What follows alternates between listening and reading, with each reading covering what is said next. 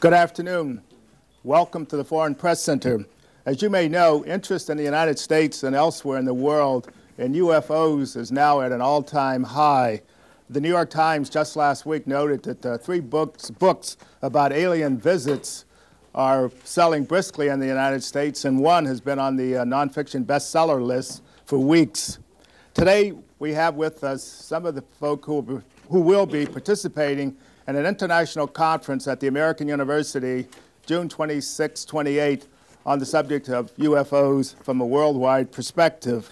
With us today is Dr. Bruce Maccabee, a Navy physicist and chairman of the Fund for UFO Research. Dr. Maccabee will introduce the other members of the panel, and each member will speak briefly, and then we will take your questions. Dr. Maccabee, welcome. Thank you, Mr. Pope. And I welcome all you people here. I'm glad to see a sizable audience. I hope you people are representing the world, as it were, because we in our symposium are trying to represent the world. This is a phenomenon which sort of was sprung upon us in 1947 and has become a worldwide phenomenon since then, the sighting of strange objects flying around, doing their own thing in the sky, starting in 1947 and going up as recently as within the last few weeks there have been sightings. The occasion of this week, actually yesterday, was the 40th anniversary, you might say, of the first widely reported sighting. And we are sponsoring the symposium at American University to provide a world overview of the subject. I will have a few more words to say on that, and I will later on introduce some of the representatives of the various countries that we have right here at this meeting. But first I would like to introduce the members of the panel and then turn this over to Larry Koss, who will begin the discussion. My name is Bruce Maccabee. I'm a Navy physicist. My work for the Navy has nothing to do with UFOs. This is a part-time effort on my own hobby, you might say. Next to me is Jamie Shandera, who has been investigating the activities of the United States government in regard to UFOs. Next to him is Bud Hopkins, who has been investigating reports of what have been called UFO abductions, people who claim that they've been taken on board craft and examined and so on. He can tell you about that. And last is Larry Koss, who is an educator, and I believe you would like to start the discussion. Thank you very much. I asked Bruce and Jim to be able to speak to you briefly in advance of this discussion to maximize the opportunity here, and I hope you forgive me. This is new for me, so I may read some of this. I've recently entered this field as an educator because I see a pressing need for responsible and truly educational presentation to the public of information in the area of UFO and extraterrestrial activity. For the last 40 years, we have not had that.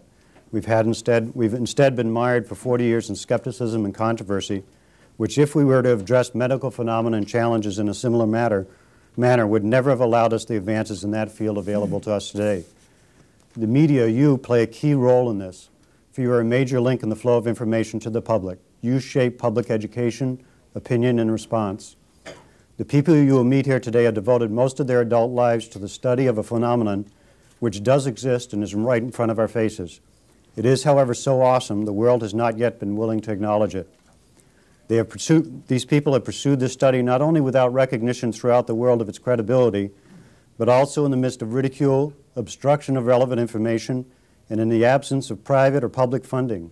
They have each had to maintain full-time jobs on the side to support an area of study which has implications for all humanity, yet for which that humanity has not been willing to recognize.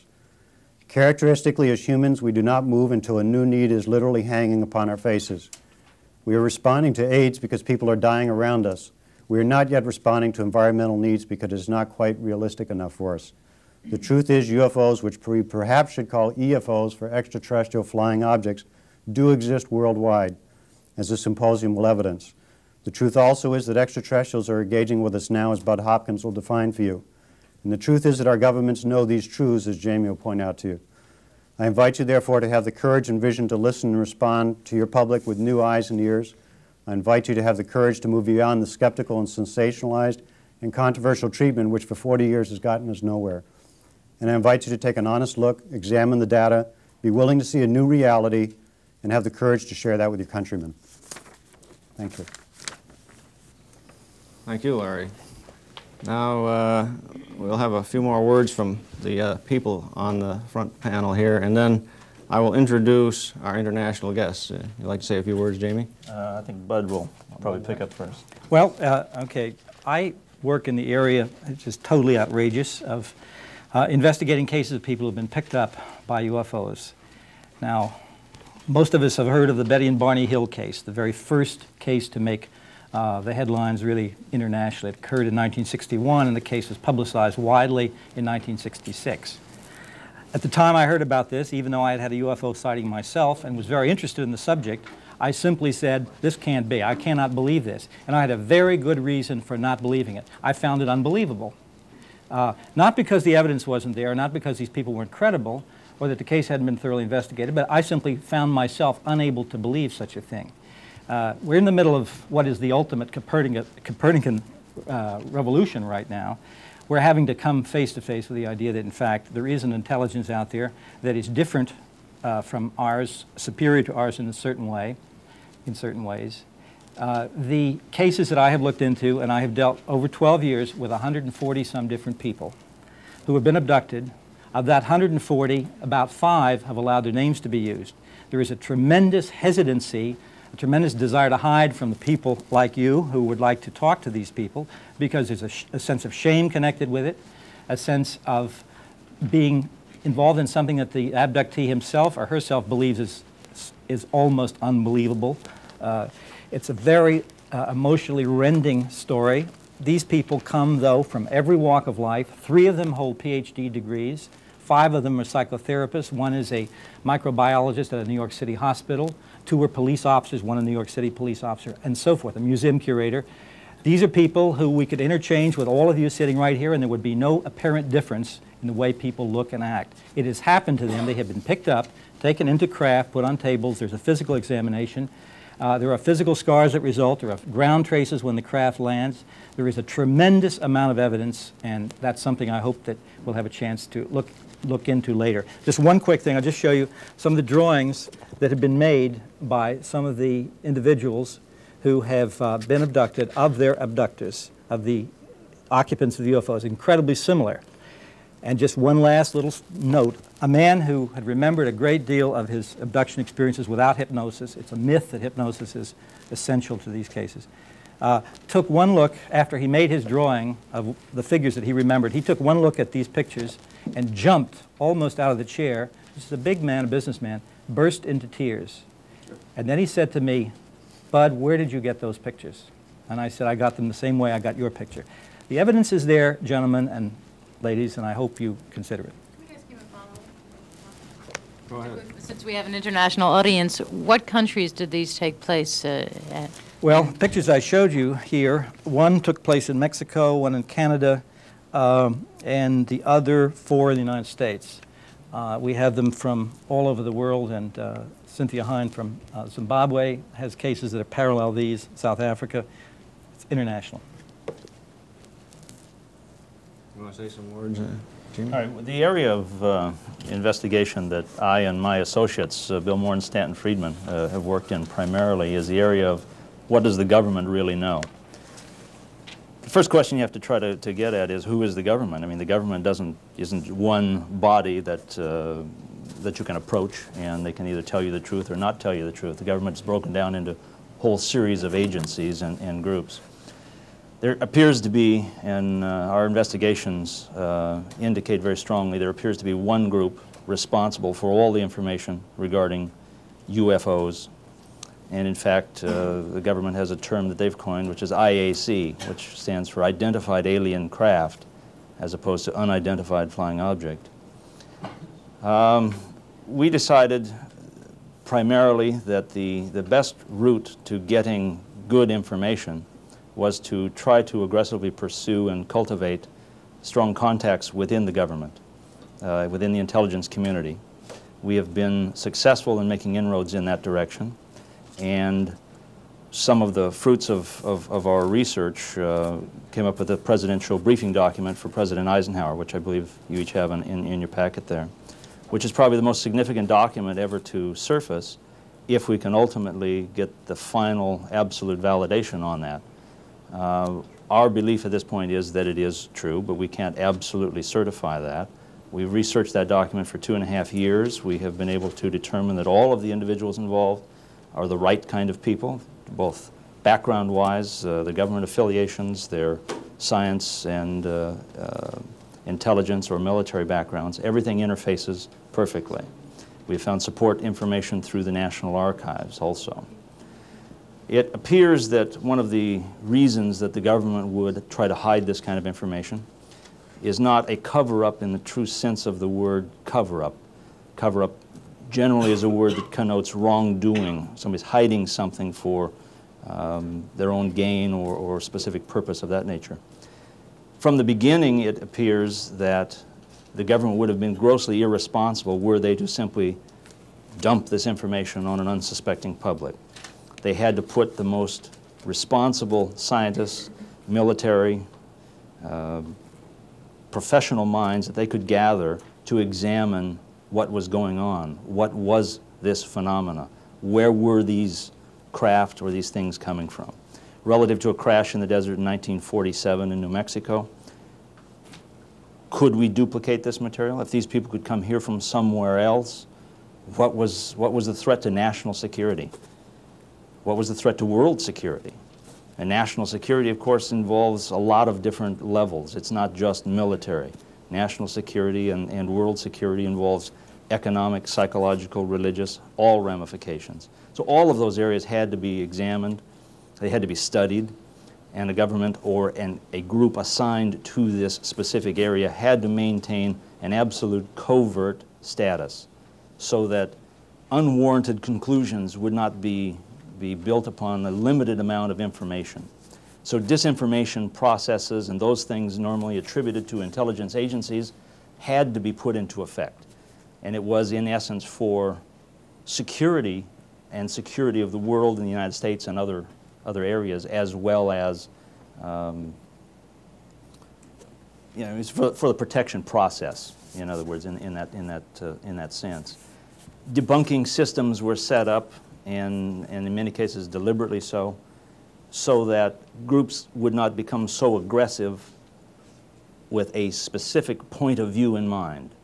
They wanted to continue to try to diffuse that. This is what our research indicates.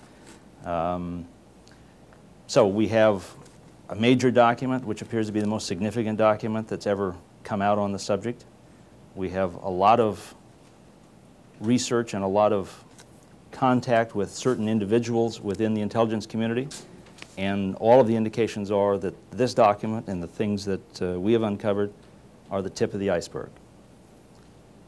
What it's ultimately going to take to get the rest of this information to come to the front and to come out, I don't think ultimately is going to be lawsuits and challenging and an enormous adversary position between the press and the government. It's going to take people working consistently and in good conscience and with great integrity to try to get the material, to try to ascertain the validity of the material, and to be able to progress in that fashion.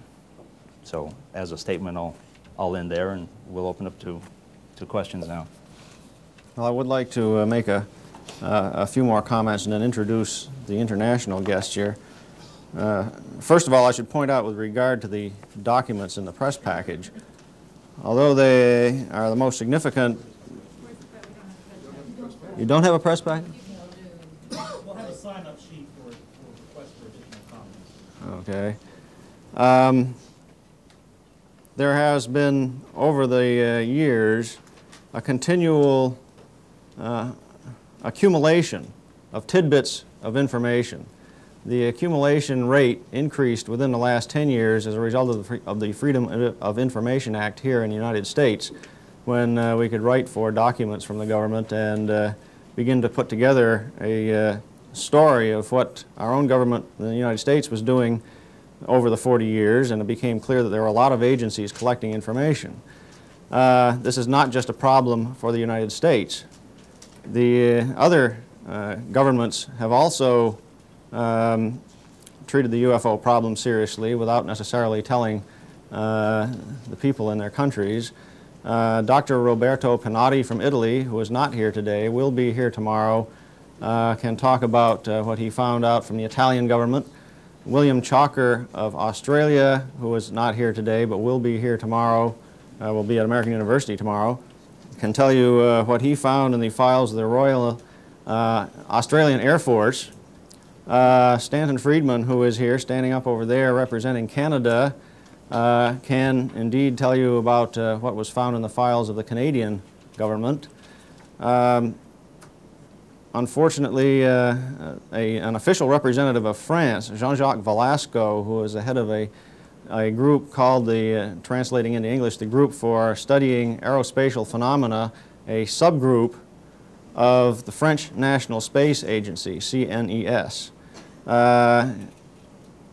He can tell us, he will be telling us tomorrow, on Saturday, about investigations by this official French group of sightings in France.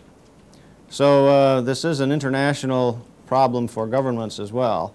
Now I'd like to say a few more words about the symposium. There is a proceedings of the symposium which will be available at the symposium, already published. These are the papers of the invited speakers. And there will also be a press conference tomorrow at 2 p.m. in the Ward Circle building at American University. During that press conference and afterwards and during the symposium, there will be visual and graphic materials for people who come to the symposium. If you want to see photographs, you want to see videotapes of documentaries that have been made, all that material will be available.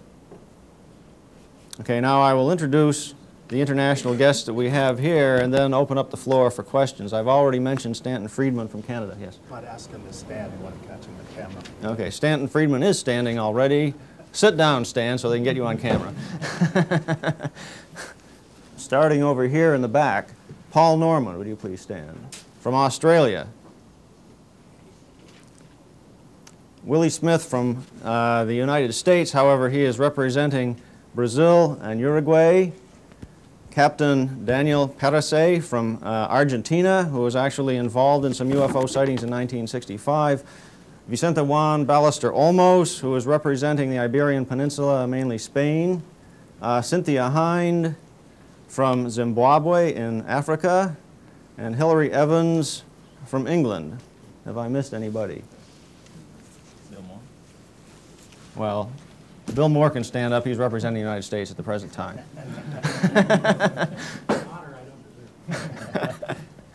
Very well. If you have any questions for us up here or individual questions for the international guests, yes. I would ask you to wait for the microphones, please.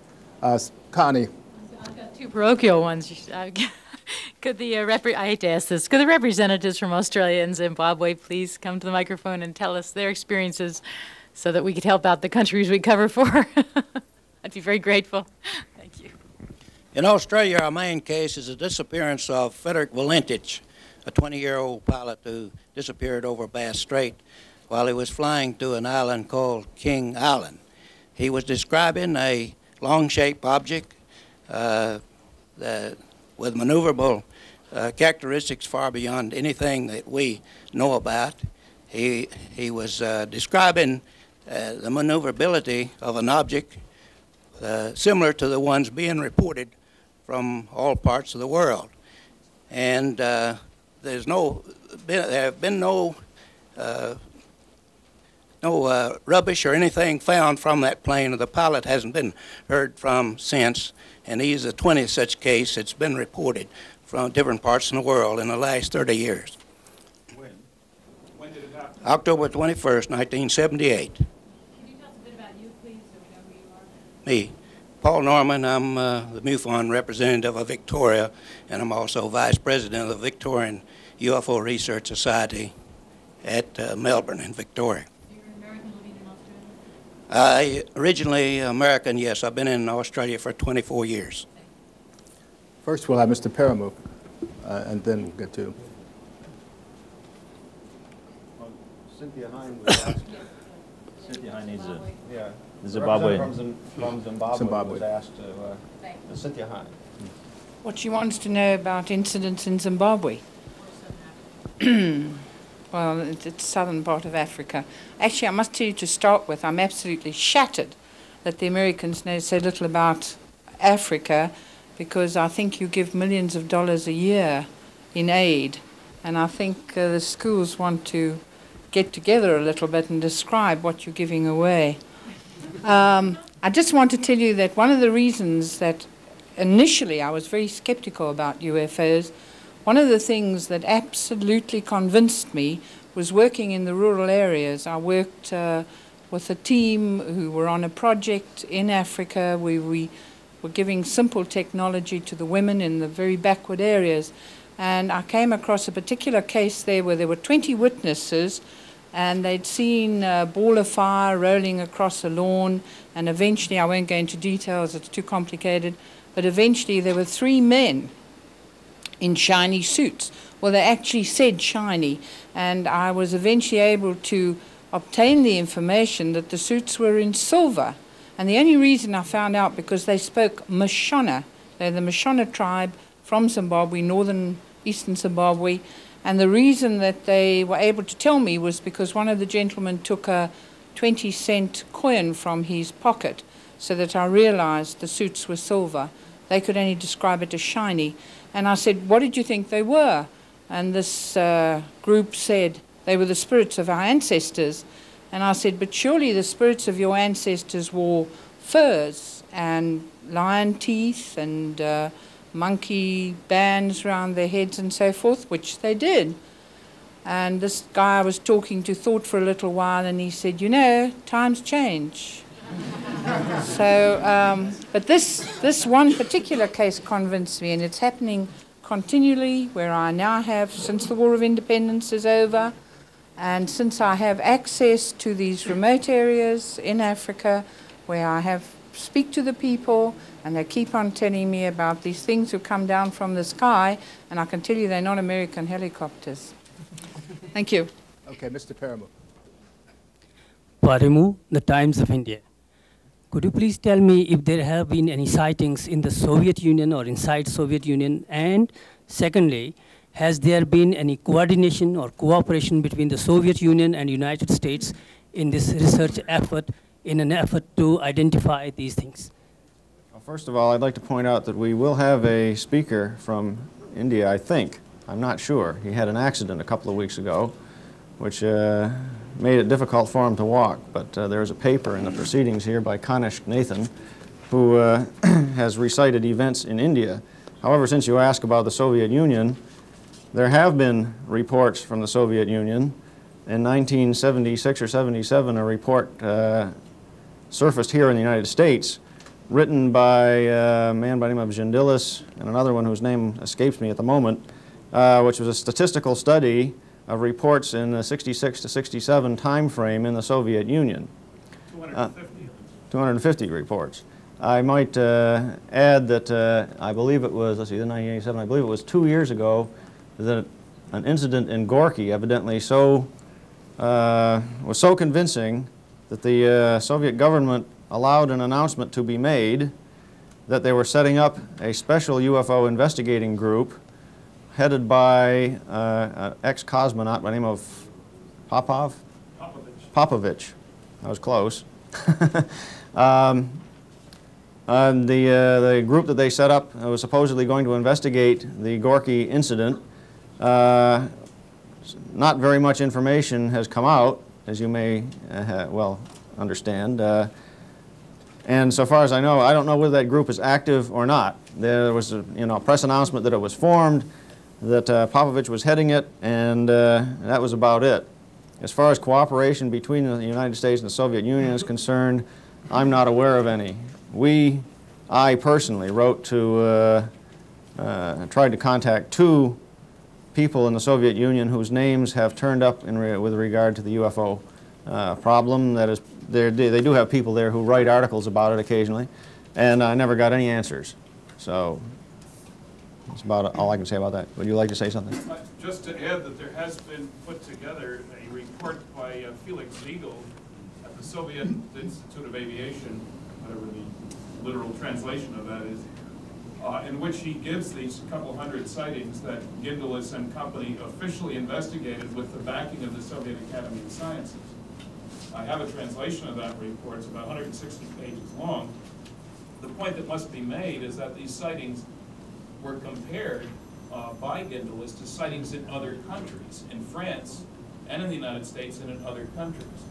And they are very similar kinds of observations by Soviet citizens, and they intentionally stayed away from military-related cases, if you understand it. Right here.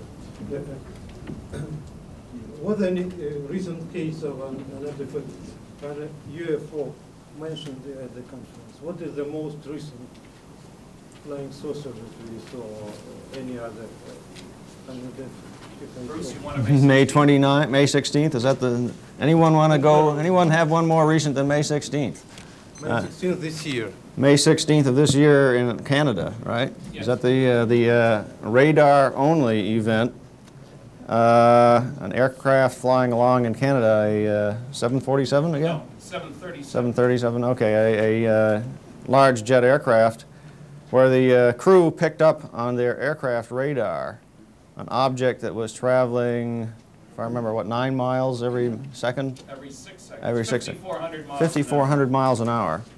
That was a radar-only sighting. I might point out that it was very similar to one that occurred in Alaska in late January, which was also a radar-only sighting by an Alaskan airline jet. Again, a very rapidly moving object picked up on the airplane weather radar. Very large object. Mm-hmm. That's the crucial thing. The return was equivalent to that from 6 747s. Aircraft weather radar should not be picking up aircraft at a distance greater than 10 miles. But maybe there was a conclusion by FAA about this case. Now you're thinking about the Japan Alaska. Airlines event, the Japan Airlines sighting of November 16th last year, which made it into the press in late December. Now in that case, the pilot and crew were interviewed very briefly just after they landed on November 16th. And then the FAA, the Federal Aeronautics Administration in the United States, did nothing with the information until the latter part of December, when they were first contacted by a Japanese news agency which alerted the FAA to the existence of the sighting, in a sense. And in January, the FAA decided to do an investigation to determine whether or not there had been a violation of airspace in Alaska by some aircraft of some sort. They concluded that there had been no violation. They explicitly said that it's not their business to investigate UFO sightings, and essentially left it at that. And on March 5th of this year, the FAA made available to anyone who wanted to purchase it a package of information on the Japan Airlines sighting. That package included personal testimony by the captain, Mr. Tarauchi, and interviews done by FAA agents, interviews with the captain, the pilot, the co-pilot, and the first officer. It also included supplementary information such as the transcript of the tape recording made while the plane, the people in the airplane were talking to the ground air traffic controllers. All that information has subsequently been analyzed, and it seems clear from the description of the pilot, the co-pilot, and the first officer that whatever was seen right in front of their plane, a very complicated array of lights that moved in an unusual manner, has not been explained. Jim, we're going to take several questions over there. Yes. That's fine. To Jim Shandera. I'm from Brazilian television. Specific about the case of the 1947 incident in Roswell, right near Roswell. I couldn't find here in the reproduction of the memorandums or documents any reference onto what might have been done with the 4 bodies. And I'd like to ask you if through information or You mean where they might be today? That kind of information? if they were preserved or not, or what happened? It seems very clear to us, yes, they were preserved. We do not know the precise location. There have been various locations suggested.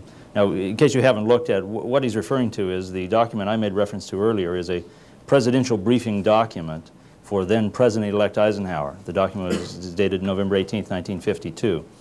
And at that point, Eisenhower was in fact briefed that there was a crash of a craft in the desert, and that 4 dead alien bodies were in fact recovered from that craft. Yeah, obviously it indicates there that the medical conclusions were that they were non-Homo sapiens. Now my question to you Right. is, do you believe that parts of those bodies have been preserved up to today? Let's say that the individuals, very competent, need-to-know position individuals that we're talking with, all indications are yes, they are. Any indication on where these bodies or remains might be now? Not specifically. That is not information they would like to have out. If I, as a reporter, call the Navy or the Air Force and just ask about this incident, obviously what I'm going to get is a no comment. You get a no comment, or that they do not involve themselves in that kind of thing. And the reason you get that is because the group responsible for this is called Majestic 12. Majestic 12 controls all of their own material. So Okay. they might function through normal agencies, be it the Air Force or something else, but all is then controlled by that group. I can quote in a story of mine that there are people who believe that the remains of those bodies are still to be found in some way preserved.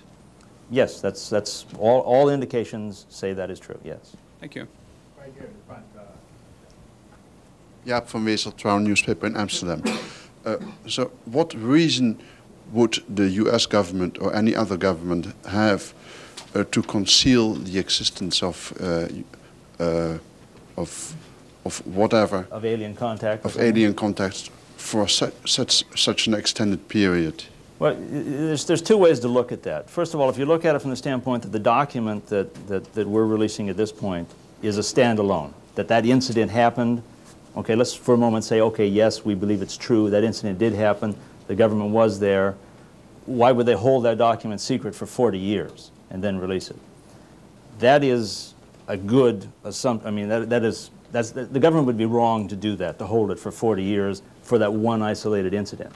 However, if what they determined and discovered was that was only the beginning, and that this began to escalate, that it has not been a void for those 40 years, that there's been a considerable amount of activity within that time frame, then there becomes a much greater justification for not releasing that at that time, because they had to continue to study and investigate and to deal with the situation until they could determine they were satisfied that they had a grasp of it.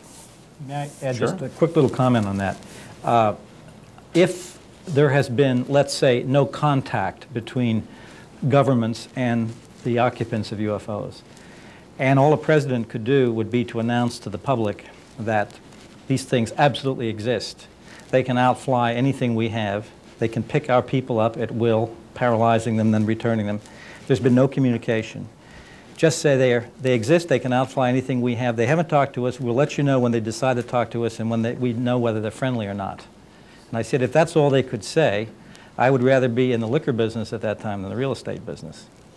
Because for this reason, 40 years, that's not a for threat. this reason, if when you think of how all of our basic economic decisions that are most important are based on long-term assumptions that 20 years down the road it's going to be pretty much the same world as it is today.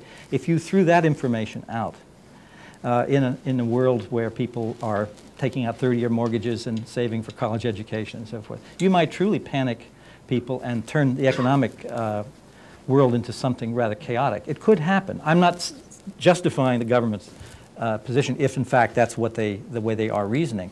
But you see, without that possibility of communication, without being able to make an announcement saying not only they exist, but we've talked to them and they're really very nice or they're very friendly or whatever, or something. If it's left completely open, I think you have the setting for real panic. I have one other question.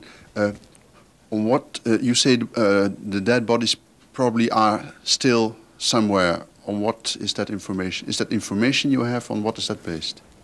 It's based on our contacts within the intelligence community. Those in an active need-to-know position actively within the intelligence community. They would tell you but not release that information? Right. Right. We have aggressively pursued and developed these contacts and developed a trust, as much as one can develop that in, a trust relationship. In other words, we've been able to verify information that they have disseminated to us, and they have been able to trust the integrity with which we would begin to deal with that information. Right here. I'd like to ask Mr. Chandra, what does the Air Force say? Presumably the Air Force has got controls the radars, NORAD, and so on. They must have all kinds of official information. Which is this not available under the Freedom for Information Act? And can you say what happens when you've been trying to get this information, which you're evidently... Well, what you find is through all normal official channels, you cannot normally find anything. You can find bits and pieces, and that's not to demean the work of anyone that's worked in that area. And as Dr. Maccabee can point out, there's been significant ground covered in that direction. But the official thing and the official method and the method of operation, it appears, that the Majestic operatives work in is that anything that is significant, that relates directly to the things that they're dealing with, goes into their category and is therefore then outside of normal channels. It is exempted from access from any normal method, FOIA or whatever. Could I just follow that? Yeah. In the case of the Japan Airlines thing, there was radar, that's surely official, isn't it? Is it just not available under Freedom for Information? Well, certain aspects, and I think Dr. Maccabee pointed out, that you can purchase the results of those things. And they are... The difference between the Japan Airlines incident and actually having bodies or pieces of a craft. The Japan Airlines incident, is a sighting, and the governments of the world, if let's assume they are trying to cover up something, have had a tough time doing it because there have been so many sightings that are essentially in the open record. That is, anybody can go and interview numerous witnesses to events. Even official government witnesses can be interviewed. Pilots, military people on duty, and so on. If you just had the open record, what I like to call the open record that anybody can go and look at, if you just took the open record of thousands, literally hundreds of thousands of sightings throughout the world, and studied that very carefully, you would have a very strong case for something flying around. Then when you add in all this information which has been leaking out literally over the years, you have not only a strong case for something flying around, but a strong case for governments knowing more about it than they've told their people. Now, let me just pick up on that very line.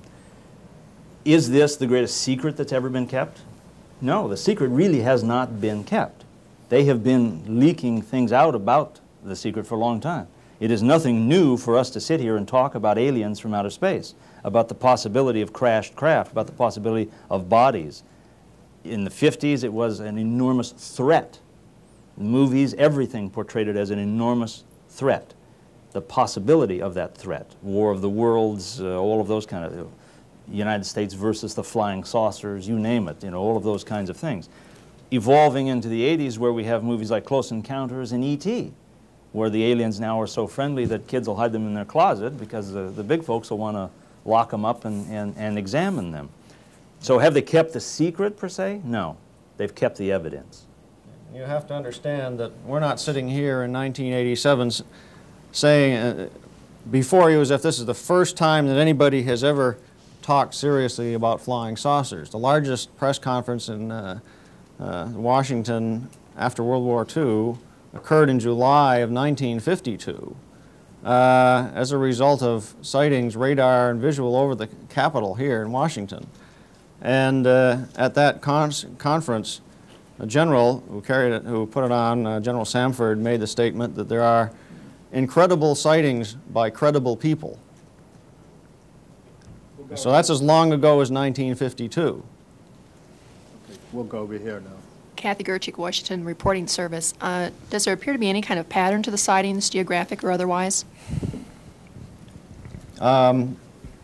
Sightings have occurred over the last 40 years throughout the world. If there is a variation in that, it is in the times at which sighting maxima occur. In other words, the number of sightings per unit time. In the United States, we had a big flap in 1947. That is, the term flap is used to refer to a large number of sightings in a short period of time. Actually, there were sightings around the world in 1947, but the United States got most of the, appears to have had most of them. In any event, in 1952 was the largest flap in the United States, maybe until 1973. In 1952, the U.S. Air Force logged 1,500 reports in 1 year. In 1954, there was a major flap in France, also in Spain and Italy? Not in Spain, but yes, in Portugal. Portugal, okay. At various other times, let's see, jumping up more recently, 1978 was a large flap in Italy, and I don't know whether in France as well at that time, I think. 1978 was there were a large number of sightings throughout the world, and the reason I mentioned Italy is because I was reading Dr. Panatti's paper, and he has this graph of sightings as a function of time, and there's this great big pole, you know, as you plot time this way, a number of sightings per month. There's a great big spike in 1978. There hasn't been a big flap maybe since 1978. There have been a continuation of sightings that come in, reports are made at the rate of several a day, I would guess, on the average. And that's been continuing over the last 4 or 5 years. Philippe Martins, Swiss TV. I'd like to hear you about the abductions. If we have to take it that they can abduct people, and first, on what conditions, in their swimming pool, the bus stop, or how were they abducted first? Why would they pick only 140 people and not get a better statistical basis? And third, why wouldn't they return the people? Why would they indeed let them go free? How do you explain this? Well, the 140 I referred to are cases that I have personally investigated on a total face-to-face personal basis.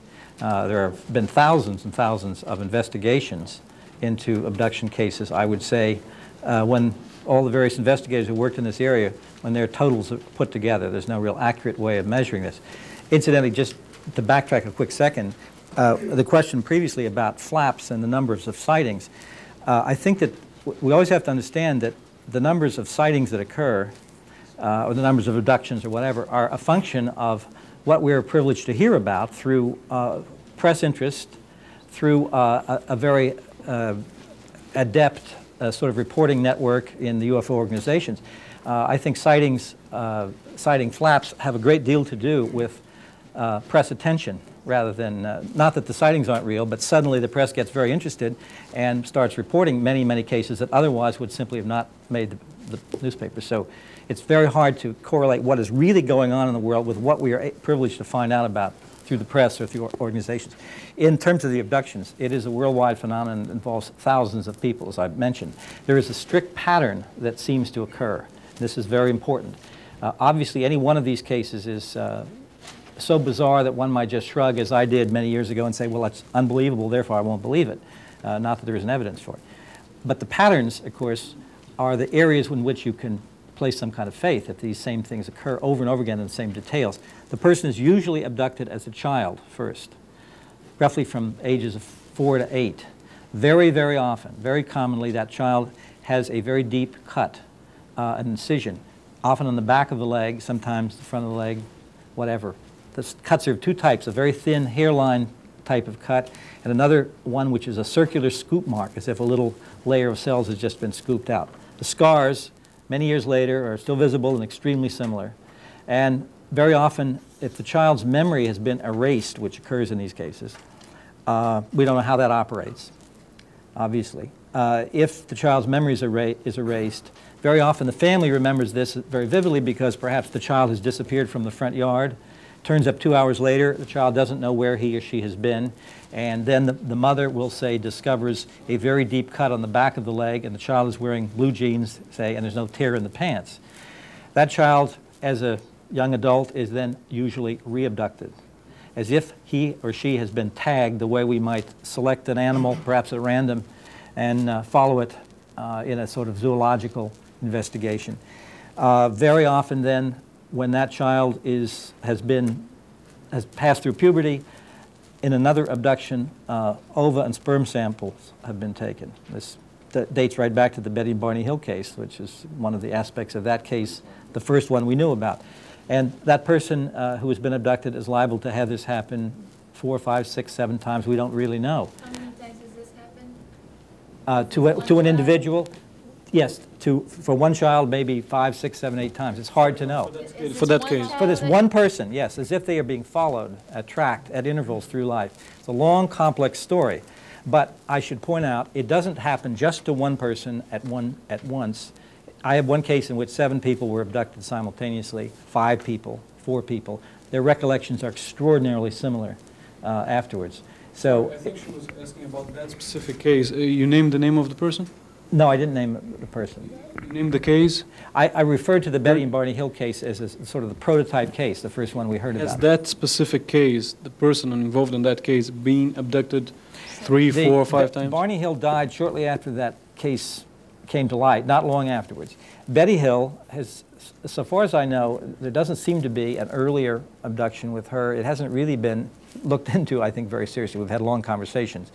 This idea, but it hasn't been thoroughly examined. I mean, whether there were earlier cases for her. I suspect there were for her husband. But the basic thing is we were not aware of this pattern until the last maybe 5 or 6 years. It's come to light. You showed us those drawings that all look the same. Is that because it's the same people coming back on all these sightings that we've had? Nobody knows, but I'd say 85% roughly of the humanoid descriptions that we get are of that particular type. The other, let's say 15%, I'm making rough guesses here, are rather varied. We have some other physical types that seem quite different. But the 85%, the bulk, the figures are roughly anywhere from 3.5 to 5 feet tall, very large craniums, small lower face, slit mouth, very large eyes. They're hairless. The skin is a grayish white.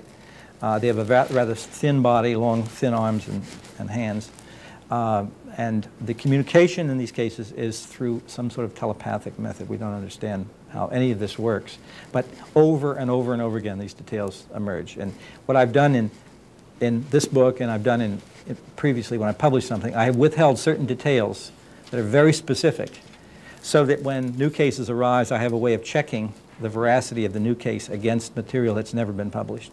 And I can say that I've already gotten, say, about 9 new cases that echo certain details in this book that have never been known, never been made public. But they're very tiny details, very specific. But if I were to come to you and tell you have been abducted and describe the alien as looking like a box of cornflakes, you'd probably dismiss the theory as being not fitting the pattern, no? No, absolutely not, no. You'll find me very open-minded. But I think we should make it clear that if you came saying that the first thing you say is, well, I was abducted and the guy looked like a box of cornflakes, maybe it was Wheaties, you'd be subjecting yourself to a sort of slow torture to simply to allow yourself to be interviewed by Bud. In other words, the people who that Bud is willing to say have been abducted have been intensely interviewed over many, in some cases the investigations have taken several years. You'd better have a very good story. Furthermore, you better come out with something under hypnosis which is completely consistent with what you say when you're not under hypnosis. And your whole lifestyle had better check. It's not just a question of walking in off the street and saying, hey, I was abducted, and it looked like a box of cornflakes. Yeah. What I was trying to say is that there is a mythology, there is a folklore in the popular culture, and by and large, and if we look at the movies and then the cultural expressions of aliens, they do look alike. And indeed, in the deep psyche of people, we think that they have larger heads, extended brains, etc., etc. And I'm trying to that's what I was trying to say. How much is it? I don't want to go into the descriptions of the figures. Many of the drawings that we used as the basis for the drawings in Close Encounters of the Third Kind, because of Alan Hynek's being the technical advisor. Actually, there was an attempt to base the figures on the drawings of previous cases. You mentioned folklore and mythology, which is extremely important. We have two basic science fiction myths about contact with extraterrestrials, and they've both been described here. One is that they are enemies, they're going to come and swoop down on us, and the body snatcher idea. The other is the total opposite, that they are godlike and they're going to land like Michael Rennie stepping out of that beautiful ship, all glistening, and save us from cancer and pollution and everything else. Neither one of these particular scenarios turn up in these abduction accounts. The abduction accounts are totally neutral, medical in nature, scientific in nature. There is often pain involved. One of the descriptions that often surfaces is of a needle with a tiny ball on the end, which is 2 millimeters in diameter roughly to 3 millimeters, reported over and over again.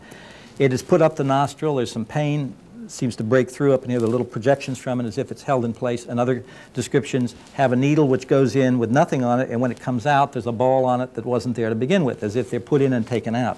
Now, one of the psychologists, and I work with a whole panel of psychologists and psychiatrists who have done not only blind psychological testing with people, just to look into their mental stability, and they are all the people who have been examined in this particular sample.